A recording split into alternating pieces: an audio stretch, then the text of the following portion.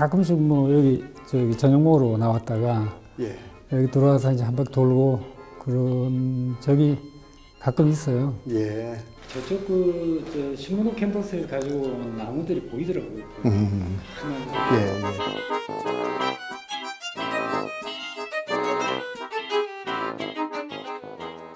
서울고 동문 가운데는 각 분야에서 뛰어난 인재들이 많이 있습니다.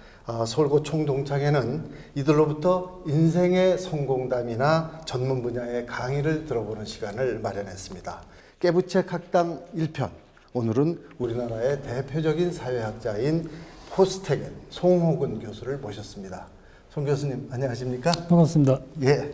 서울고등학교는 얼마 만에 오셨습니까? 집이 가까워서 저녁 먹고 가끔씩 이렇게 산책도 나오고 네. 청년 시절에 봤던 게 있으니까 이렇게 거닐다 보면 나이가 젊어지는 것 같아요. 네. 그 옛날 기억도 많이 나고. 예. 사회학자란 누구인가? 이렇게 질문을 드린다면 무엇이라고 답변하시겠습니까? 사회학이 로비거든요. 그 로비에 이제 머물러 있다가 가고 싶은 데로 빠져나가는 겁니다. 게이트 9, 아프리카로 가면 아프리카로 가고, 미국으로 가면 미국으로 가고, 그러다 막 돌아다니다 다시 로비로 이제 돌아오잖아요. 그런 것처럼 다른 사람들이 어떻게 사는가를 관찰하고, 그거를 이제 체계화하기 시작하는 거죠. 공통점을 찾아내고, 이 공통적으로 발을 담그고 있는 영역이 있다. 이 영역을 찾아내고자 하는 사람. 뭐 그 정도 아닐까 하는 게 제 지금 생각입니다. 네. 그러니까 이제 학교 다닐 때 보면 그 공부 잘하는 학생들한테 이제 상을 주곤 했는데 송 교수님께서 항상 호명되었다는 그런 기억이 들어요. 그래서 아마도 그 법대나 상대에 가셨을 거다 이렇게 생각을 했는데 나중에 보니까 사회학과에 가셨더라고요. 그러면 처음부터 그 사회학도의 꿈을 가진 것은 아니라는 말씀이죠. 나중에 사회학에 대한 어떤 관심 때문에 사회학을 선택하셨다 이런 말씀이시네요. 관심도 아니었고요. 네. 관심도 아니었던 것 같고 왜냐면 잘 몰랐으니까. 예. 사회학과를 갈 때 저희 아버지가 그러시더라고요. 법대에 가라고. 그 당시에는 다 법대 가라고 그랬으니까. 그런데 법학 그 강의를 들어보니까 재미가 하나도 없고요. 경제학을 들어보니까 이해를 잘 못하겠고. 그래서 뭐 정치학, 사회학 이런 데 가보니까 재미가 있어요. 예. 지원을 하고 이제 왔더니, 그래, 사회학이 뭐 하는 데냐 이렇게 물어보시길래, 나도 잘 모르겠습니다. 그랬거든. 나도 잘 모르겠습니다. 그랬더니 뭐 실망하는 기색이 엄청나시더라고요. 그런데 학위를 받고 오니까 그때서야 인정을 하셨어요. 그런 것처럼 내가 무슨 뭐 특별히 뭔가에 대한 뭐라고 할까요? 어떤 선호도 같은 게 잘 없으니까 그러면 로비에 가서 계속 기다리다가 내가 좋아하는 곳이 발견이 되면 글로 날아가겠다 이런 이제 생각을 하고 갔는데 끝까지 로비에 있는 거죠. 예. 갔다가 들어오고 그렇게 됐습니다. 사회학자가 되기 위한 어떤 자세 또 어떤 기질을 가져야 되는지 좀 말씀해 주시죠. 호기심을 가지고 깊이 들어가 보고 근데 거기에 절대로 빠지면 안 되고 절대로 빠지면 안 되고 다시 나와야 되고요. 로비에 오듯이 다시 나와야 되고 또 이렇게 보다가 다른 데 깊이 들어갔다가 다시 나오고 그러다 보면 게이트 4번과 게이트 8번이 전혀 다른 것처럼 보이는데 뭔가 보여요. 공통점이 보이거든요. 그 공통점을 주로 이제 얘기하고 네. 그걸 가지고서 이제 사회 전체의 변동을 설명해내고 그렇다고 반드시 맞는 건 아니지만 그런 것이 아마 사회학의 매력이었고 내 기질이 그것이 아니었나 그런 생각은 듭니다. 네. 말씀하신 것처럼 우리 사회가 발전하고 나아가기 위한 이 원동력은 비판 정신에 있다고 이렇게 생각을 합니다. 사회에 대한 비판 정신과 통찰력을 갖기 위해서는 어떻게 해야 된다고 생각하십니까? 그 교직 생활을 하면서 그다음에 사회 생활을 하면서 이렇게 보면 각 분야에 아주 탁월한 전문가가 많이 있죠, 그죠? 네. 그런데 얘기를 해보면 다른 분야는 잘 모르죠. 왜냐면 그거 하느라고. 다른 분야는 글쎄 뭐 다른 전문가가 있으니까. 그러니까 전문가와 전문가의 일종의 알지 못하는 이제 인식의 칸막이 같은 게 생겨나죠. 네. 그런데 저는 그게 답답해서 뭐 견딜 수 없다라기보다 계속 자꾸 뛰어넘거든요. 저쪽으로도 가보고 이쪽으로도 가보고. 이제 그로부터 비판 정신이 생기는데, 그러니까 어느 한쪽에 뭐 이 분야에 뭐 대한민국 최고 전문가야. 그리고 빠져 들어가면 사실은 다른 영역에 대한, 뭐라고 할까요? 그쪽 잘 모르니까 비판하기가 상당히 어려워지죠. 그러니까, 비판이란 A와 B 사이에, A도 알아야 되고 B도 알아야 되고, A와 B 사이에 공통점이나 아니면은 그 차이점이나 이런 것들을 이제 파악을 해야, 네. 그래야 이제 이런 뭐라고 할까요? 거리두기 같은 게 시선이 생기잖아요. 그런데 그 참 제가 보기에 상당히 어려워요. 비판이란 거 무엇인가에 대해서. 왜냐하면 대체적으로 사람들은 이데올로기에 빠지거든요. 좌파하고 친화성이 있고, 그리고 우파를 비판하게 되죠. 네. 왜냐면 그게 비판인지 비난인지 잘 모르겠지만, 이제 비판을 하게 되죠. 근데 우파에 있는 사람 좌파를 비판 내지는 비난한단 말이에요. 근데 그 목소리가 설득력이 있느냐는 그 이제 부차적인 문제니까. 그럼 설득력을 갖게 되는, 설득력을 가지고 말하는 사람들이 있고, 아니면 그냥 비난에 가까운 말도 있고, 그렇잖아요. 사회학자는 비난을 하면 그건 학자가 아니니까. 그렇죠. 그러면은 이제 둘 다 들어가 보고, 둘 다 거리를 띄워두고, 큰 사회 흐름과 사회 변동이 배경에 깔려 있으면서, 그러면서 이제 두 개를 보면, 그러면은 어떤 평가가 생겨요. 네. 그러기까지가 상당히 시간이 걸리죠. 비판이라고 하는 것은 그 이해, 그 다음에 거리두기 이후의 평가까지 나가는데, 그러려면 좀 뭐 시간도 걸리고, 그 다음에 자기의 기본 공부가, 기본 연구가 필요하죠. 참 어렵습니다. 예. 우리 그 교수님께서 생각하는 좋은 사회란 어떤 사회라고 생각을 하십니까? 그러니까 어떤 사회가 좋다, 좋은 사회다 라고 얘기하기는 참 어려운데, 모든 뭐 사회 사상가나 사회 이론가들이 뭐가 좋으냐, 답은 딱 하나였어요. 네. 그게 모럴 센티멘트인데, 도덕적 감정이 지배하는 사회였거든요. 근데 그거는 뭐 아리스토텔레스 시대부터 지금까지 불가능한 얘기고, 그러면 이제 모랄리티를 사람들이 그 도덕성에 관한 긴장을 가지고 행동하게 하는 그 어느 중간에 있어요, 우리나라도. 근데 그 방식이 다 다르기 때문에, 유럽 다르고 뭐 중국 다르고 일본, 우리나라 다 다르기 때문에, 이거를 이제 어느 사회가 어떤 사회가 좋은 사회인가, 아무튼 답 내리기가 참 어려운데, 공통적인 모든 사회 사상과 철학의 공통점은 사람들이 다른 사람 처지를 고민하는 사회였어요. 그게 도덕이죠, 그죠? 예. 그게 모랄리티인데, 문제는 이제 그렇게 정의해 놓고, 그러면은 어떻게 하면 다른 사람들로 하여금 도덕적 긴장을 하게 하는가, 이 방법이었거든요. 그럼 뭐 국가가 그렇게 시킬까? 아니면 뭐 괜찮은 정부를 만들면 되나? 또는 민주정치에 협치를 하면 되는가? 이걸 가지고만 이제 연구를 지금까지 뭐 연구를 해오는 건데, 그런 면에서 보면 한국은 그 역사적인 발전 과정으로 보면 우리가 반드시 길러야 되는데 기르지 못한 덕목들이 상당히 많이 보여요. 그런데 그런 결핍에도 불구하고 세계 여러 나라하고 비교해 보면 아무튼 빠른 속도로 그거를 좀 메워가면서 지금까지 잘 달려왔다. 그러니까 사람들 사이에 연대의 기반은 상당히 풍부하다. 다른 나라에 비해서. 그 다음에 기본적으로 뭐 인종 갈등 같은 게 없으니까, 우리 뭐 십시일반으로 도웁시다. 그리고 뭐 재난이 일어나면 도웁시다. 그러면 돕는단 말이에요. 그리고 동질성이 높다. 이거 참 우연한 얘기긴 하지만, 좋은 사회로 가는 조건은 충족이 돼 있죠. 그게 이제 사회적 신뢰인데, 그냥 뭐 사회적 신뢰 또는 뭐 소셜 캐피탈, 사회적 자본 이렇게도 얘기하고, 그래서 뭐 그걸 측정해 보기도 하고 이제 그런단 말이죠. 네.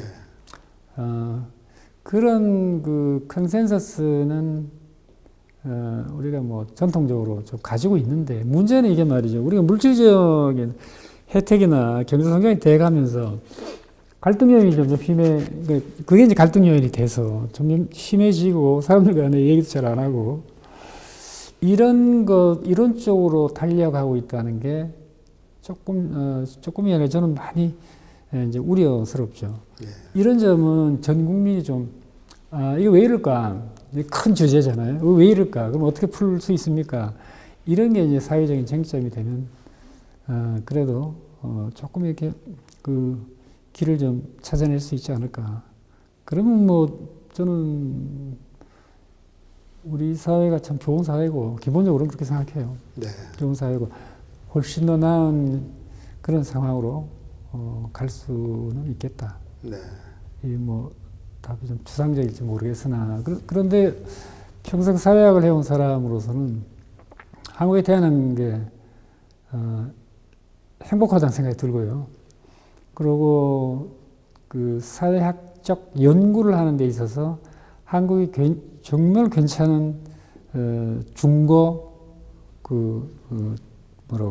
집단이 되는 다른 나라에 비해 보면요.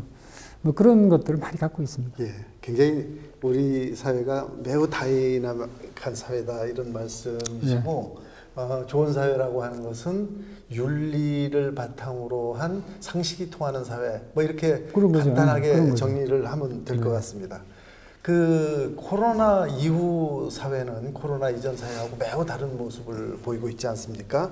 그 언택트라고 해서 이제 재택근무도 늘어나고 있고 학교 수업도 이제 뭐 그 직접 가서 하는 수업보다는 이제 그 온라인 수업이 이제 대세를 이루고 있는 이런데 그 코로나가 종식된다고 하더라도 이제 우리 사회에는 많은 변화가 있을 것으로 예상되는데 어떤 변화가 올 것이라고 보시고 또 이에 우리가 어떻게 대처해야 될지 좀 말씀해 주시죠. 그게 지금 전 세계의 뭐 문명학자든 또는 뭐 사회과학자든 인문학자든 고민하고 있는 가장 큰 주제이자 쟁점이라고 생각해요. 네. 제가 뭐 여러 책을 읽어보니까 그 학자들이 내리고 있는 공통점이 몇 개 있더라고요. 하나는 코비드19인데 바이러스 X가 뭔지 몰라요. 예. 바이러스 뭐 20이 되고 25가 됐건 30이 됐건 모르지만 앞으로는 바이러스 X의 시대로 접어들었다 이런 거고요. 언제 뭐가 나타날지 모른다는 거죠. 실제로 저 빙하 속에 약 100만 종 가량의 바이러스가 있는데 이게 빙하가 녹고 있으니까 바이러스가 이제 밖으로 유출되고 있단 말이에요. 예. 가끔씩 나왔죠. 뭐 에볼라라든가 그렇죠. 또는 뭐 메르스라든가 나왔단 말이에요. 근데 지금은 학자들이 물론 뭐 지뢰 겁먹고 경고를 하고 있는지는 모르겠으나 빙하가 지금 열심히 녹고 있기 때문에 바이러스 X 또는 감염병 X의 시대가 전개됐다는 거죠. 열렸다는 거죠. 미국에서 연구하는 그 바이러스 연구소인데 12,000개의 바이러스를 수집해서 연구를 했대요. 근데 무서운 것도 많대요, 그 안에. 그러면은 지금보다도 훨씬 강력한 놈이 나타난다. 그러면 어떻게 할 것인가? 이제 팬데믹과의 전쟁 시대가 열렸다. 이거 우리가 20년 전에 뉴 밀레니엄 그랬지만 2020년이야말로 뉴 밀레니엄이다. 문명의 단락이 이제 끝났어요. 당신의 의미는 이제 소멸되고 완전히 소멸되는 건 아니지만 패러다임이 완전 바뀌었다. 그래서 이 패러다임 시프트가 일어나는 문명의 패러다임 시프트가 일어난 기점은 2020년이라는 생각이 듭니다. 바이러스가 그렇게 만들었고 이 20세기에 만들었던 그 패러다임이 가장 중요한 거 지금 우리 김 선생님께서 말씀하신 것처럼 네트워크를 가장 막 이렇게 뭉쳐가지고 그 농도를 강하게 한 거 아니에요? 진하게 만드는 거죠. 네트워크는 이제 곤란하다 이거죠. 네트워크는 뭐 사람 이제 살상을 할지도 모르니까 그렇죠. 다 끊어져 버린다. 그러니까 이제 언택트인데 기업이든지 교육이든지 아무튼 뭐 사회 여러 조직들이 언택트를 하지 않으면 안 된다. 그리고 언택트의 이점을 알았어요. 언택트가 돈이 많이 안 들어가. 예. 기업은 틀림없이 언택트 전략으로 나갈 가능성이 많죠. 그래서 20세기는 가시적 사회 행위의 시대였는데 그래서 그런 책들이 모든 사회행위를 보고 만나는 것을 기본으로 해가지고, 기본으로 해서 출발했단 말이에요.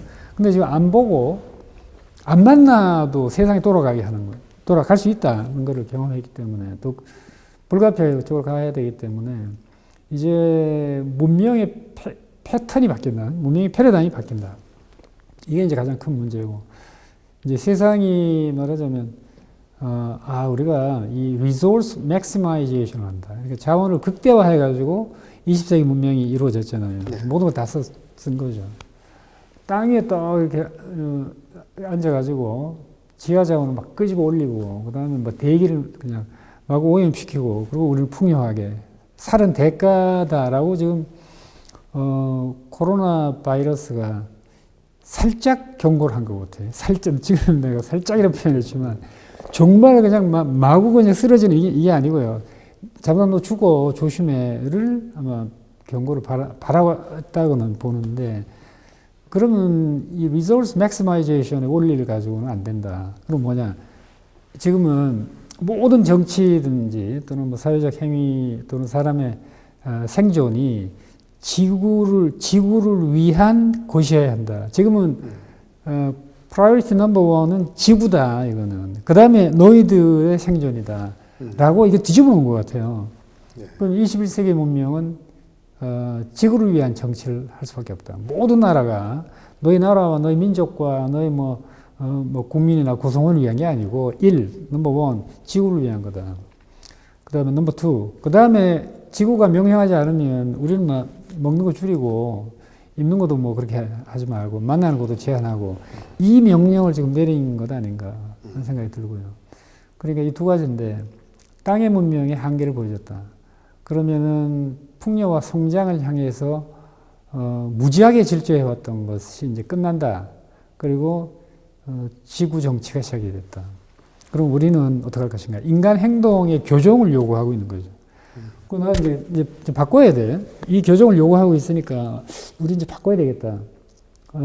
그렇지 않으면 우리 후손들이, 아마 우리 아들, 딸들이 이제 성인이 됐을 때 2050년이라고 치면 2050년 또는 2040년도에 무엇이 일어날지는 상상해 보면 좀 두렵더라고요. 네. 최근에 그 거주불능 지구라는 책이 있어요. 그 책이 잘 썼더라고.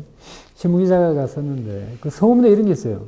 일단 다 보고 나서 보니까 나는 기후 재앙에 대해서는 별로 관심이 없었다. 근데 우연히 기후 변화에 보니까 관심이 가서 연구를 하고 책을 썼는데, 책을 쓰는 기간에 우리 애가 태어났어요. 야, 내가 연구를 좀 미리 했으면 나 애를 안 가졌을지도 모르겠다. 그러는 거예요. 제 애를 말이죠. 예. 제 애를, 이 재앙 속으로 집어넣는구나 라고 생각하면 막 끔찍하다는 거죠. 어떻게 막을 것인가. 이거를 아무튼 코비드19가 작은 경고를 했다. 내가 작다고 표현하면 뭐 많은 분들이 여러 가지로 이제 비난을 하시겠죠. 난 그런 것 같아요. 작은 경고를 했다. 앞으로 엄청나게 큰 경고들이 쏟아져 내릴지도 모른다. 거기에 대한 대비를 해야 된다. 이게 이제 21세기 문명의 새로운 이제 우리가 패러다임을 찾아야 되는. 너무 제가 큰 얘기를 했나요? 네, 아주 오늘 대단히 중요한 시사를 던지는 그런 말씀을 들은 것 같습니다. 2002년 월드컵 때는 이제 서울시청 광장에서 이제 함성이 울려 퍼졌지 않습니까? 그리고 2017년도 그 광화문 광장에서는 이제 촛불 집회가 열려서 많은 변화를 이끌어내기도 했는데, 이 사회학자에게 있어서 광장이란 어떤 의미입니까? 우리나라의 아무튼 여러 가지 현실로 보는데 정말 필요한 질문인 것 같아요. 광장은 사회학적인 용어로 보면 사실은 공론장과 다름없거든요. 네. 우리나라 광화문 광장은 다른 나라하고 달리 사실은 서민들이나 일반 그 백성들이죠. 민초라고 하는 일반 백성이나 민초들이 올라와가지고 뭔가 왕권에 대해서 직접 얘기할 수 있는 자리를 허용을 해 줬어요. 양반들이 올라와가지고 줄지어 올라와가지고 광화문 광장에서 그 왕의 또는 뭐 조정의 결정에 대해서 정면 반대를 하고 그다음에 상소문을 올리고 그랬단 말이에요. 근데 왕은 반드시 거기에 답을 해야 돼요. 저는 이제 촛불 집회에 자주 나갔는데 뭐 가까이 있으니까 나가 사회학자는 뭐 일만 있으면 이제 가서 이제 구경을 해야 되죠. 관찰을 해야 되는 거 아니에요. 관찰하고 있는데 뭐 이제 그 시민들이 온갖 얘기도 다 하고 막 요구도 하고 그랬는데 조용해 청와대가요. 그래서 내가 그랬어요. 국민들이 뭐라고 요청을 하고 물어보면 왕은 반드시 답을 내리도록 돼 있어요. 예. 비서실장이 와서 그걸 이제 접수를 하고 그래서 갖다 줘야 돼 왕한테. 근데 왕은 딱 이렇게 보고요. 반드시 뭔가 답을 내려야 되는데 답이 애매모호하죠. 예를 들어서 이런 식이지. 짐이 알았으니까 돌아가라. 이제 되게 이런 거예요. 그럼 이제 백성들이 알았을까 과연? 그 막 디스커션도 한다고요. 근데 아닌 것 같아. 이거 보니까 뭐 정치적인 뭐 전략인 것 같다. 그럼 또 이제 엎드려 가지고 뭐 통촉하여 주옵소서. 이제 계속 답을 또 요구한단 말이에요. 그러면 이제 정면 대결이 되잖아요. 그러니까 이런 그 여러 가지 일들이 벌어졌는데 그게 말하자면 이제 이제 상소 행렬인데 우리나라는 예전부터 공론이 그렇게 활발하게 돼 있었어요. 네. 한국은 또는 조선은 아마 내가 이제 공론장 정치라고 표현했는데 전 세계에서 공론장이 이렇게 활성화된 나라를 찾을 수가 없어요. 이건 너무 민족주의적인 해석 아닌가 이렇게 혹시 이제 의심하는 사람들이 많은데 제가 학교에 그렇게 얘기를 했어요.